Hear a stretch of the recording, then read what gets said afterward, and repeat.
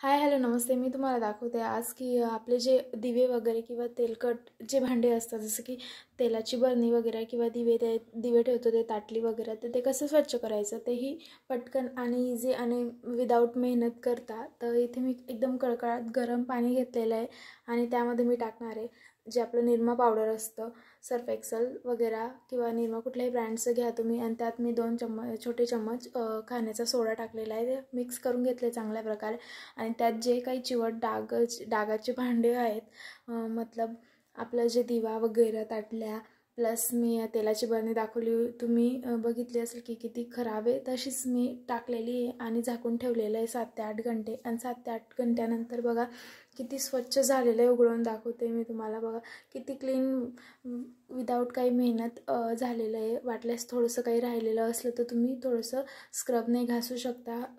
वास्तविक राहत नाही, पण तरीही थोडंसं राहिलं तर घासू शकता तुम्ही. आणि विदाऊट मेहनत बघा किती क्लीन आणि चकाचक होऊन जातं. आपल्याला काही त्रास पण नाही होत घासणीने वगैरे पुन्हा पुन्हा घासायला वगैरे. असं 7 ते 8 घंटे भिजल्यानंतर ते व्यवस्थित क्लीन होऊन जातं. तर नक्कीच ट्राय करून मला सांगा.